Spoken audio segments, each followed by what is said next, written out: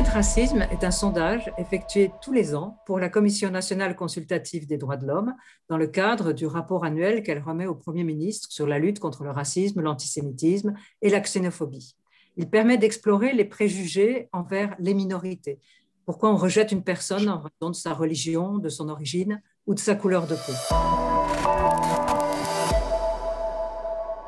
Le sondage est fait sur un échantillon national représentatif de la population adulte vivant en métropole. Ça serait bien d'avoir aussi l'outre-mer et la Corse, mais nous n'avons pas les moyens pour le faire. C'est un sondage en face à face.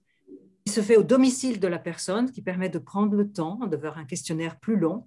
Mais depuis 2016, on a doublé ce sondage avec un sondage en ligne. Les mêmes questions sont posées pour voir si la personne répond différemment sur ces sujets sensibles quand elle est seule, face à son ordinateur ou à sa tablette.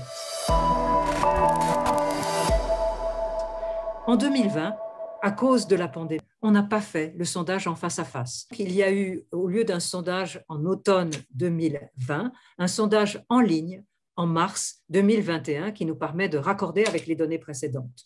Cela nous donne au total, sur 30 ans, des données d'une richesse exceptionnelle pour suivre les préjugés, les relations qu'ils ont entre eux et surtout leur évolution dans le temps.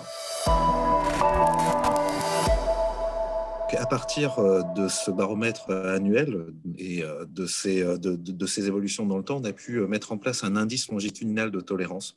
C'est une méthode particulière qui a été développée par James Stimson aux États-Unis et qui permet d'agréger différentes séries de questions qui ont été posées dans le temps. Quand on dit différentes séries de questions, c'est environ entre 60 et 70 questions qui ont été posées à au moins 3 moments dans le temps, ce qui nous permet du coup de mesurer plus finement comment, d'une année sur l'autre, les préjugés ou la tolérance évoluent. Et en l'occurrence, quand on regarde l'indice, on mesure la tolérance et on constate que plus on avance dans le temps, plus tendanciellement la tolérance progresse.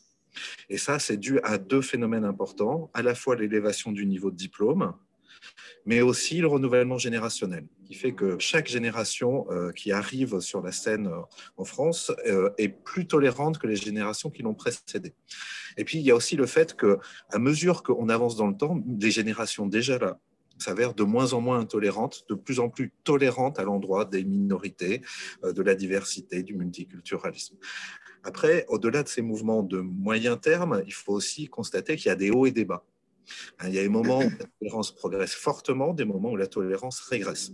Et ces moments-là tiennent d'abord à l'état politique du pays, à l'état des débats. Et donc, on a des moments particuliers, notamment de crispation autour de l'immigration, autour de l'insécurité, autour de l'économie.